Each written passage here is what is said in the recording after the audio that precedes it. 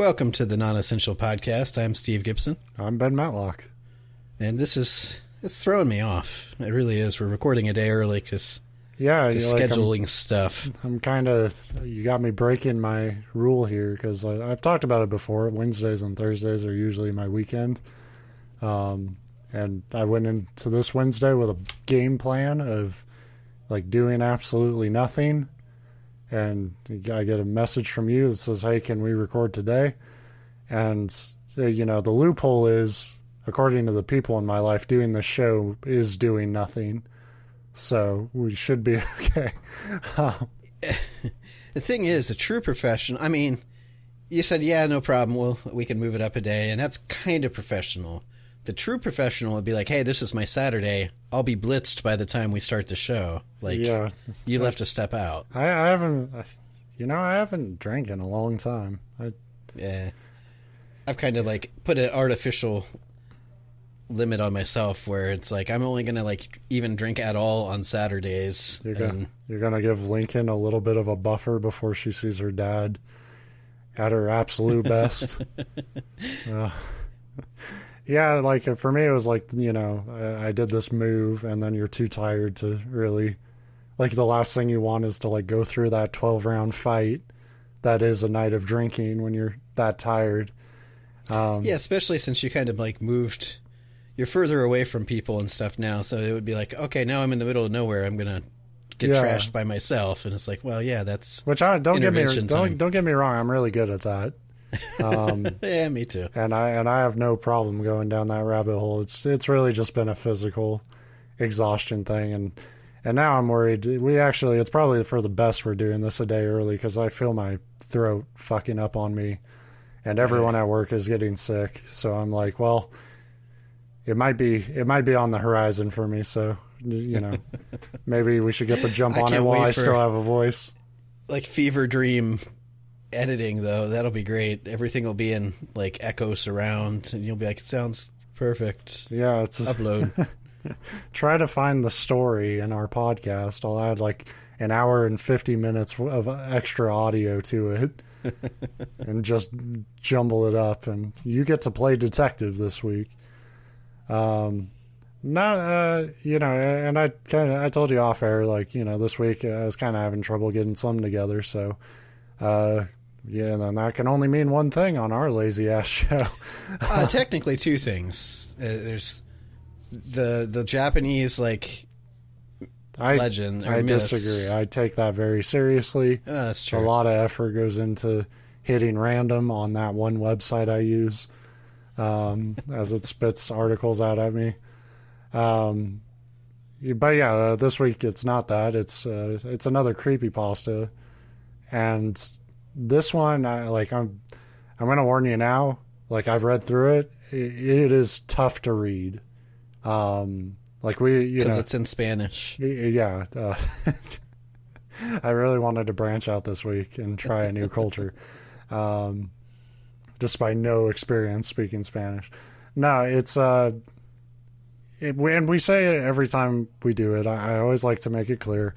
This isn't about bashing people, because maybe a little, but it's making fun of the writing, not the writer. Because, like I say, if you've never written anything bad, you've never written anything really. Because you have to make a bunch of bullshit to ever make anything good. I firmly believe that. And so in that spirit, we've read a lot of stories where the writing hasn't been great.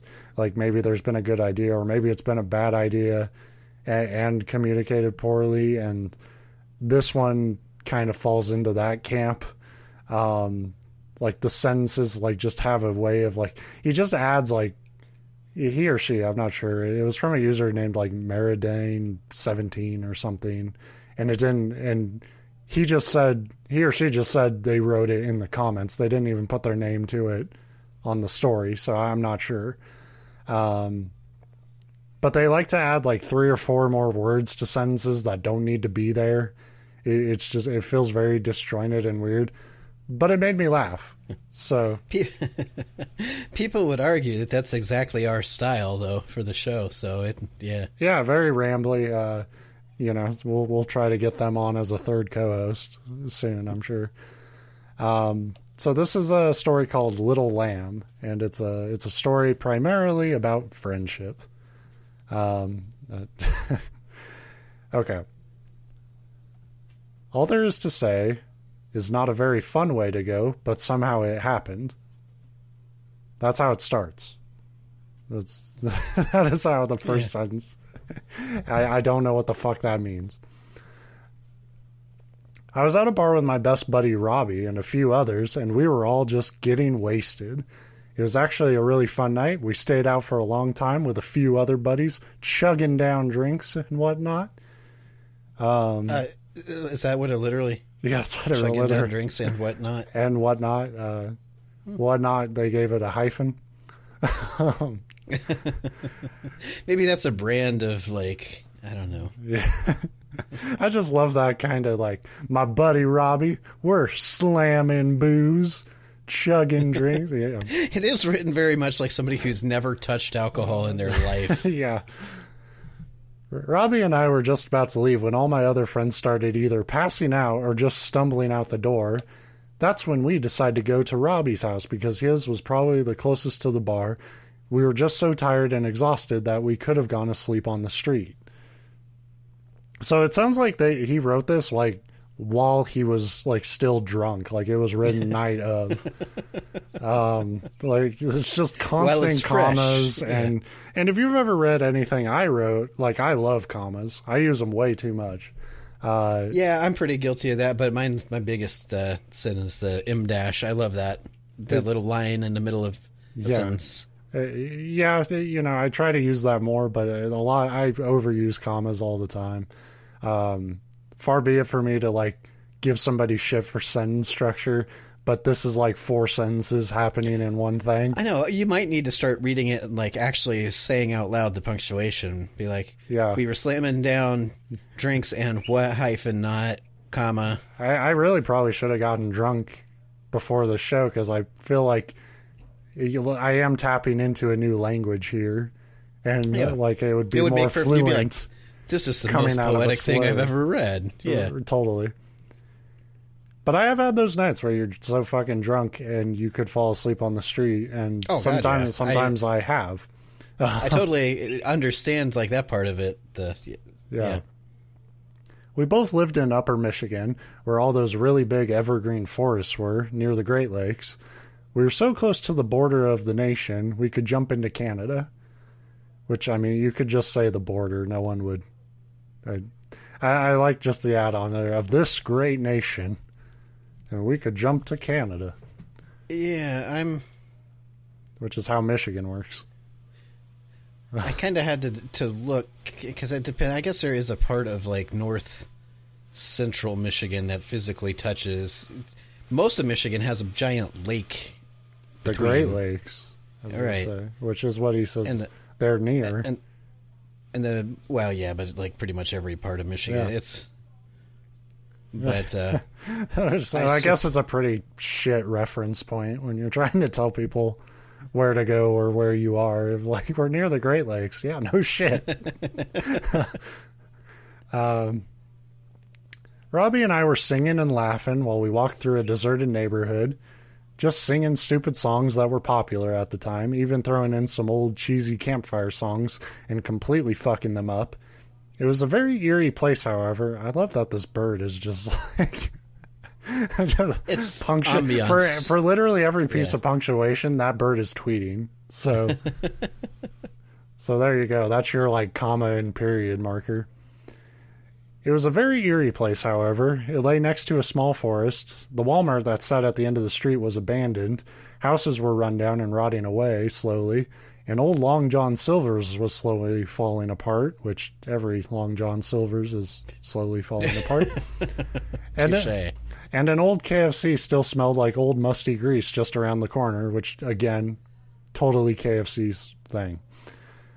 I forgot to say at the start of the show, though, that we're coming to you this week with our new sponsors, Long John Silver's and KFC. Hey, I'm not saying I won't fucking eat there. I'm saying they're shitholes and... But they're America's shitholes. Yeah. That's why we don't jump to Canada. You don't have a trashy Long John Silver's. We were pretty much in the ghetto part of town when Robbie had first noticed where we were. Robbie had first noticed where we were at, he smirked and cupped his hand around his mouth and screamed, "A&W for life, bitches." Oh, no, he didn't. We both started laughing so hard I could feel my own face getting blue. Robbie had killed me with his perfect joke. No. But, like, yeah, that's... Again, yeah, A&W is better than Long John Silver's and KFC, but that's not even drunkenly funny. No. We both started laughing so hard I could feel my own face getting blue. What made it even better was there was a homeless guy sleeping on a bench who woke up. He was so startled he just dropped his bottle of alcohol and it just shattered. It's so fucking funny, man. Fucking with a guy just trying to sleep. It's awesome. I know. You guys are the coolest fucking guys in the bar. You want free drinks? Nothing better than messing with a homeless person. Even the homeless guy had to shrug at how cool me and my boy Robbie were. What would you say? Oh, A&W for life? Ha ha ha. Oh shit, Robbie. I want to fucking be your friend for life. Robbie. I hope Robbie's dead by the end of this. It was so good, and the whole time as we walked past he was muttering profanities under his breath after he had flipped the bird. Flipped the bird at two... The way this is written is just so fucking fratty. You flipped the bird at two dudes who were chugging beers. And whatnot. Having brewskis. Only to turn on the bench until he was facing the back of the seat, and I think he just fell back asleep. As we walked along the street, it slowly developed a light mist coming from the forest. I remember only checking my watch once. The time then read 2:24 a.m. I guess it did explain why it was so foggy because of Lake Superior and Michigan during this season. We're getting a bit colder. It was really late, but obviously Robbie and I just did not give a shit because we're just two fucking cool dudes. Cool dudes with rad dudes. I hate Robbie and I hate him. We were just having too much fun stalking the broken neighborhood together. Sometimes the most questionable things I did in my life were the things I both regret and miss. Something I wish I could go back to relive. That got randomly, introspective. Yeah, sort of, except for then I he's losing more and more points because he's like, the most questionable things I did was walk through a city at night after drinking. I mean, that's questionable in that, I guess something bad could have happened, but fuck, I would do that tomorrow. A rebel, right. Like that's just, basic risk taking of living life. The alcohol started kicking in, and Robbie, no, it didn't. The alcohol started kicking in an hour after you had it. You can't say 2:24, it just hit me. Especially when you're like, oh, we left the bar and I was so tired I could have slept in the street, but I was sober at that point. You laughed at a dipshit shouting A&W for life. Don't tell me you're just now feeling those drinks. And Robbie had way too many drinks compared to me. He started babbling at me eventually, but since I was so heavily under the influence, I could barely grasp onto anything he was saying. Dude, we just, take fried chicken from that KFC or no, that's a bad idea. Oh God, your girl's probably waiting for you now. She probably really pissed right now. He had begun laughing for no reason, hiccuping here and there. I patted him on the back as we stumbled into the forest, taking a shortcut to Robbie's crib. I like the hiccuping line. Again, this is just reinforcing that this person has never touched alcohol in their life. Because that's such a TV trope. It's a very anime response to alcohol. I have seen it happen. I've seen people who just they have two drinks and just start hiccuping, but that's because they don't know the trick. You hold your breath for 30 seconds, hiccups go away. And every time I tell people that, they think I'm fucking bullshitting them, and I'm like, no, you're just too weak to really hold your breath. And then I walk away, and that's why I don't have friends. Well, it's the other thing is if you're a drinker, you know, every time you take a shot, you got to do it with your left hand, but beer you have to drink from your right. Right. I'm just going to make up rules like that and see how many people, like kids listening, come across the podcast and they grow up thinking that that's a thing. Swallow a tablespoon of pink Himalayan salt, and that'll totally take care of any hiccups. I pat him on the back as we stumbled into the forest, taking a shortcut to Robbie's crib. If I remember right, we began telling each other blonde jokes, yo mama jokes, and we just didn't care. This is a fucking Jeff Foxworthy tour promo, where it's like, it just... he only needs the edge of your seat. He's gonna go too far with his comedy. Like, yo mama jokes, really? That's how little you gave a fuck? Granted, the more I drink, the less it takes to be funny. Like, for things to be funny. Yeah. But maybe that's I thought, like, that when we last left the hero Robbie, he could barely, like, put two words together. So how is he telling... If it was, like, true to, like, modern people on the internet, it was like, we were stumbling through the neighborhood, dropping racial slurs, we just didn't care. And, like... and that's, you know... And then they would get in a lot of fucking trouble, and the story would be over by now. We also picked up the occasional rock or piece of rubble and just chucked them at random things. So these guys need to be arrested. They're just throwing shit at buildings at this point. I was thinking that's like the most normal thing so far. Like yeah, I can get behind that. Yeah. Throw stuff at stuff. Yeah. The riot starts now. We take down capitalism here. Break into that Long John Silver's, Robbie. We hit another homeless guy on the bench and broke his booze bottle. Yeah. It was funny. He went back to sleep, though. As it got later, it got colder. Stephanie was probably worrying about me, but I needed a break from her. Yeah, all right, he's the cool dude with a worried girlfriend who's like, oh, I'm going to let her worry. I need a break. Hope he gets home soon. I could really use some yo mama jokes. This next line convinces me this dude is just so fucking single. And there is no Stephanie, at least not anymore. Robbie was my best brosif, and I just needed some bro time for a while. So yeah, there's no girlfriend. Okay, killer, where you at? Jump out right now. We had gotten in a fight, and I had thought it would be way better, way safer, okay, if I stayed away from Steph for a while. Like, what the fuck does that mean? You know? She's violent and abusive. There's nothing funny about that. See, that reads like you're abusive. Well, that's to true. Me, one of the two is. Yeah. Robbie never understands these things, so I never talked to him about it. He was never able to hold up a steady, loving relationship. His ex, Kirsten... Well, yeah, it doesn't sound like this dude is either. Yeah. Steady, loving relationship where you get in fights, don't talk to each other, and go get drunk with your brosif is. Yeah, I feel like you just need a brosif. His ex, Kirsten, had ended it because of how little he tried to keep them together. He just never paid attention, and he cared about other things, like making you laugh at horrible A&W jokes. Things that were more... That's why she left him. She didn't think it was funny, and he got pissed. Things were more of in-the-now categories, the more hip and the newest fads. That's what Robbie's into. To prove my point...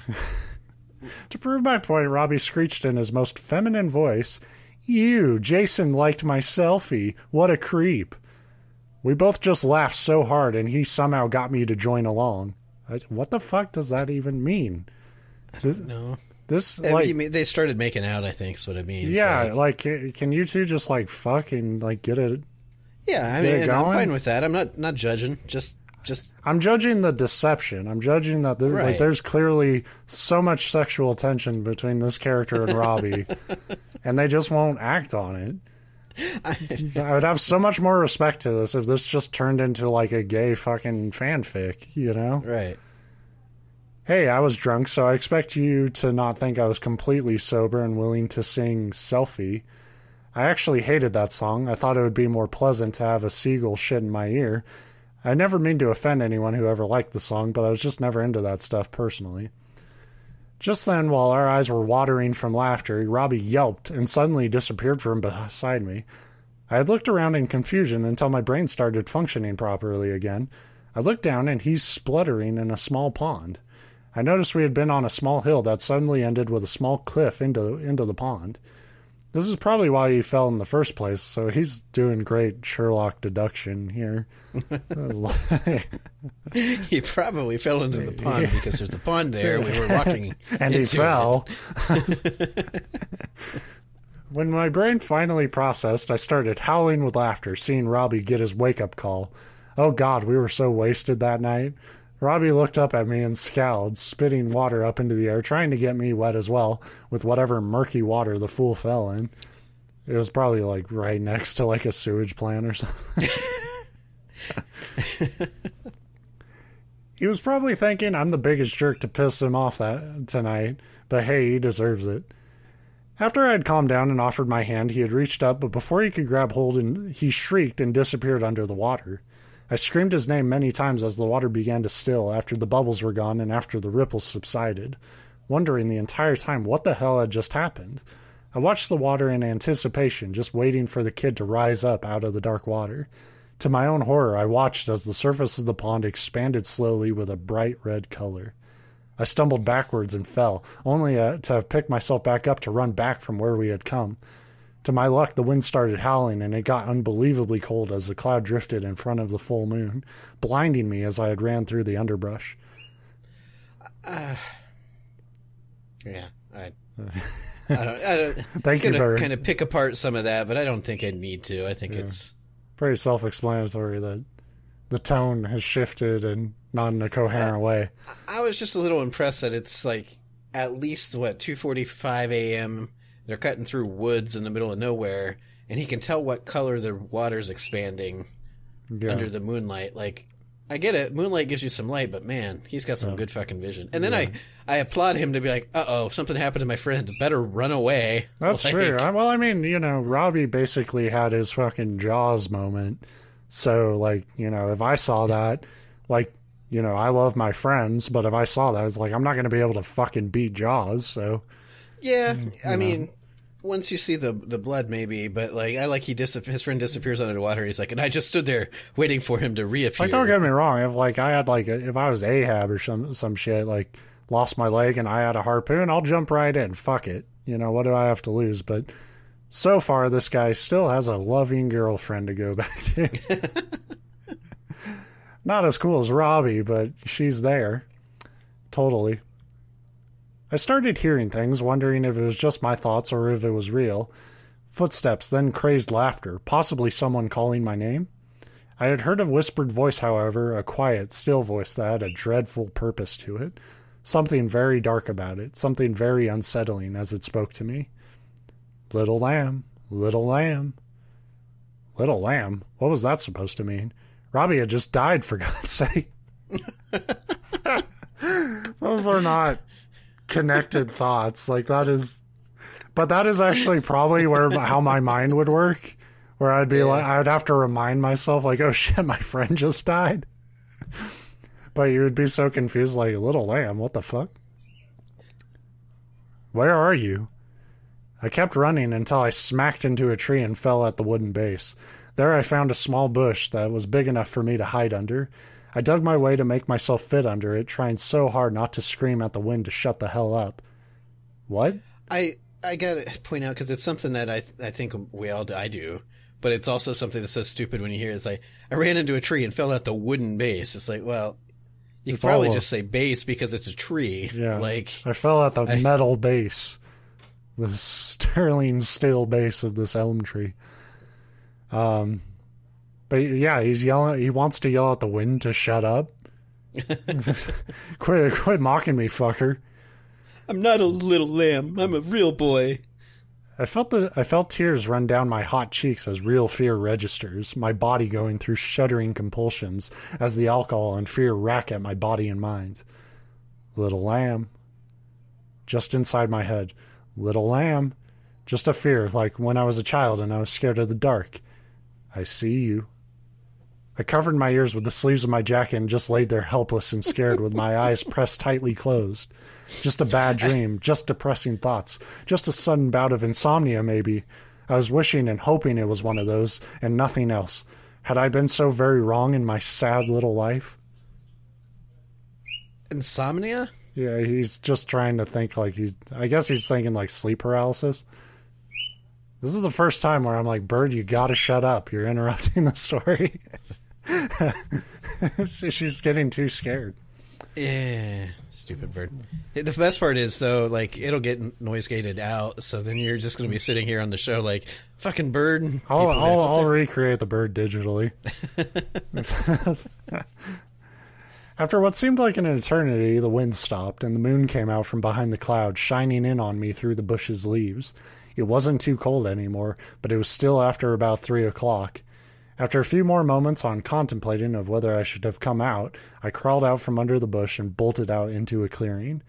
I stumbled towards the middle and stood still, turning around and looking back towards the pond that Robbie disappeared in, still stumbling backwards as I tried to get a bit more distance from that wretched body of water. The voice came in from behind me. I could feel the presence of its owner just behind me, where it once hid from my sight. I didn't turn around. I didn't run. I didn't fight. I stood there, too afraid and incoherent to move. I heard the twigs and leaves underneath him crunch and snap as he inched closer to me. Little lamb, little lamb. My body shook as breathing pressed down against the back of my neck. The closeness of this person was too much. I had wanted to run, but it was like I was paralyzed from the neck down, feeling as though I was struck dumb, becoming a mute, unable to scream for help, scream anything, let alone to breathe at all. I found you. A hand rested on my shoulder, slowly yet forcefully turning me around. I closed my eyes. Colonel Sanders? Long John Silver. I'm sorry. A&W shit. Last words. I closed my eyes and started shaking even more. My body hurt from the shaking. It was complete and sheer terror that provided the pain. God wasn't allowing me to fall away, to pass out and sleep through it. A horrible, horrible, wakeful experience. One that grown men wake from in the middle of the night in a cold sweat and panicked eyes. Everything had stopped. Everything was silent, and everything was still, just as my last moments came. A horrible, sick laugh had come from it, from which I still remember. Even in this stage of my conscience, I could still feel the horror and dreadful thoughts that invaded me as I drew my final life's breath. Sacrifice, sacrifice, my little lamb. The end. The end. Then how did he tell the story? Shut up. And I like that he's like, I still remember that feeling. You're dead. Well, but why did Robbie die in the lake? Like, but for him it was just some dude, like. That's what makes me think it was Long John Silver. Like, yeah, maybe he was out there in the lake, and he's like, I heard you make fun of my restaurant. You know what a dick you have to feel like, though, if your friend, like, dies in a lake, and you could have helped him at any point, but you spent, like, 10 minutes drunkenly laughing instead of pulling him out. Right. You're the biggest fucking douchebag. So, yeah, I guess the moral of that story is you don't have a good night drinking if you're really stupid. Well, I mean, it probably is good advice that if you're, like, blitzed on magic time bomb liquor, because remember, it didn't hit them until about 45 minutes after they left the bar, right, to go to their closest friend's house, which, whatever. But yeah, if you're completely blitzed out of your ass, probably don't like take a shortcut through woods that you're not familiar with. What's super weird is, like, they were doing it was Robbie and him and other friends, and the other friends were just like, man, fuck these two. Well, we're gonna go fucking do other heard the description of these two, though. Like, wouldn't you have been like? Oh yeah, I would not, like, but I wouldn't let them call me their buddy. So, do you think as this guy was being chased by whatever it is that killed him, had he hopped into Canada, would it have been like out of the ghost jurisdiction? Yeah, that's how that works, right? Little fuck. Well, as we learned last week, that like ghosts and monsters don't respect borders at all, because they can like claim to be from Missouri but it happened in Arkansas, but you won't know about it until they get to North Carolina. Yeah, but I mean, I would hope that this killer doesn't have a passport. What's fucked up about that story is how goddamn padded it is with just nonsense info. And ultimately, it's a story of two drunk dudes. Like, one dies in a lake, and the other one finds one place to hide, and it doesn't work. And that's the story. I know. Frankly, it's the beginning to every teen slasher movie. Like, they're the first two drunk idiots that get killed before anybody realizes what something's going on. You literally made every, like, horror movie hero look competent. You know, because you didn't make it. You did not. You're like, this is the setup for a story about some, like, monster or something that keeps calling people Little Lamb. So in that respect, like, hey, it's a good start to an idea. I always like to try to find the positives. It's not written well at all. Yeah, like you said, it may or may not have been written under the influence of alcoholic booze and whatnot. You know, I would, you know, part of me is like wants to believe it was very self-aware of just like how fucking weird they write about this friendship between these two. I wish that the story would have been, instead of being called Little Lamb, the title should be The Last Bro Trip. Or something like that. Me and my brosive. Yeah. Yeah, because like the info about like the girlfriend or anything, like there's no need for that. You could cut all that out because the story is just, hey, two friends hanging out. You know. And again, we pointed it out at the start. I'll point it out again at the end. Not like, oh, what a shit writer. They're so stupid. You know, he or she or they. They're so bad, because that is also something that is, and especially given the nature, like, we never know what mindset people go into writing these either. Like, if they're like real serious attempt, or like, here's a one shot, I sat down in one night and an hour and banged out a story. Like, the reason I'm okay bringing these to the show as opposed to like other like short stories or whatever is because I know a lot of these come from a place. These are like writing exercises. These aren't like, some people get like movie deals out of them and shit, and that's a mistake because they're really fucking rough and bad most of the time. And that's where I was going. The most common thing, and not even for like bad writers or new writers, but even like very established good writers will tell you, you get your first draft and then you go through and you cut like 40% so of it. much of it. Yeah, that's what I was going to say, is like, we've brought fiction to the show in solidarity with the people who are, you know, kind of fucking with here. But, and like every time we do that, like as we're reading them, I'm like, okay, that didn't need to be in the story at all. Whoops. You know, you tend to overwrite things the first time you're writing it. That's why editors and editing processes are so important anytime you write anything. Yeah, I mean, it's what keeps the red pen industry alive. Like, yeah, but it's like, you know, we're not in fucking 1920 anymore. You're not paid by word. At least you shouldn't be. So it's really about cleaning shit up and making sure that you're communicating directly and effectively. And maybe come up with a better joke than A&W rules.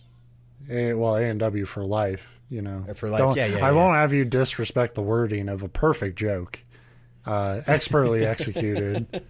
I will say, if I had to make a stab, if I want to give the writer probably more credit than I should, I would say, well, it's intentionally a line that's stupid because they were going for that to point out how when you're drunk, you laugh at stupid shit that, like, isn't funny. Yeah, well, so maybe that's what they were, the whole... I mean, I don't know if that's a booze thing so much as other substances. I laugh at dumb jokes on alcohol, but I don't, like, there's no context where that would be funny to me. Well, yeah, but that's the thing, and that's what I mean. I think we've all had, you know, I've had where you're hanging out with friends and you almost have like these in jokes that they're not funny in any way, shape, or form, except... That's true. Yeah. But if that's the case, I wasn't portrayed very particularly. But also, like, the nearby KFC in my town is also an A&W. So my imagery for this is like one of those split restaurants, and I'm like, well, just go in the KFC and get some A&W, dude. Like, what? Now I'm picturing this like they're trying to start shit with the employees inside, like try to get the A&W side employees. It's the same KFC employees. Side, like, they just wear like... They wear like an A&W fucking hat, but a KFC apron. You know, it's a happy When I lived in Pittsburgh, they had a Kentucky Fried Chicken, Pizza Hut, Taco Bell like that. It was all one building, and you get one item from each, and you mix them all up. Yeah, it was the Kentucky Fried Taco Hut. That's what we called it. But yeah, like the Pizza Hut combo places are very strange to me because it's like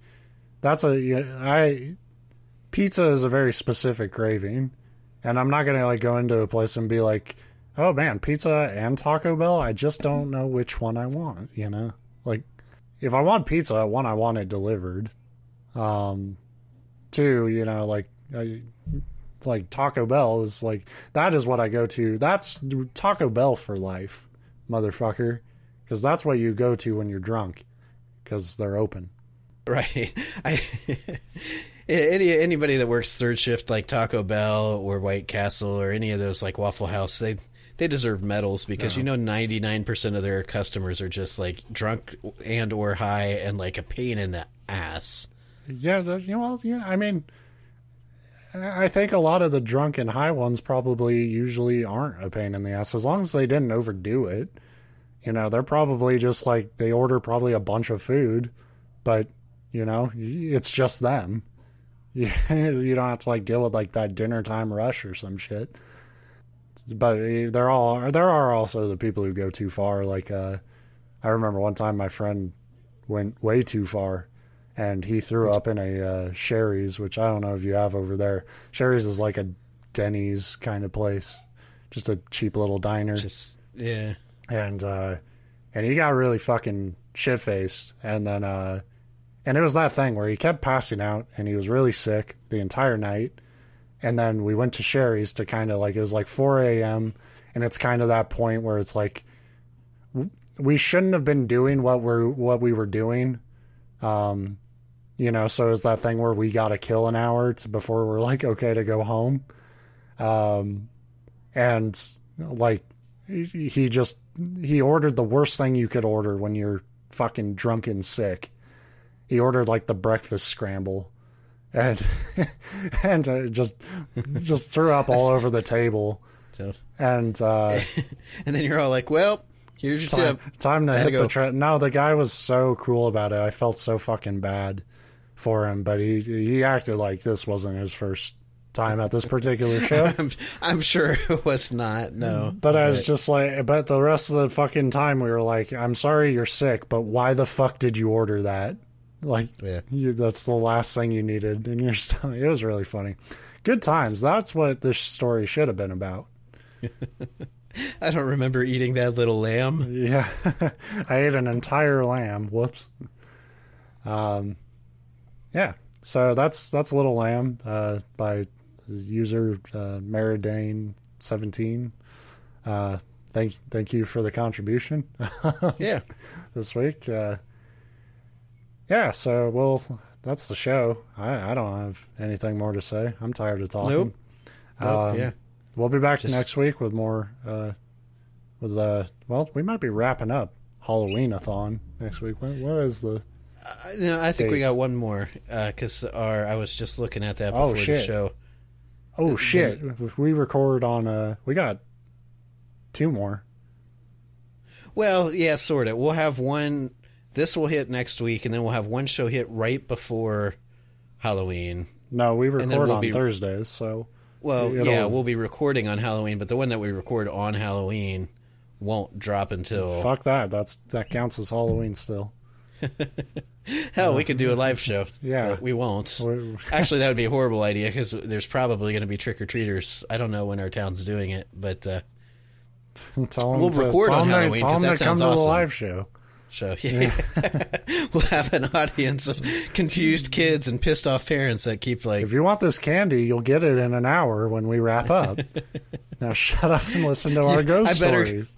You better fucking applause when that applause light lights up, or else you're not getting your fun-sized Snickers. Yeah, you could watch The Vanishing and hear the same story, but you could hear about these missing lighthouse keepers from me. Now sit down and shut up.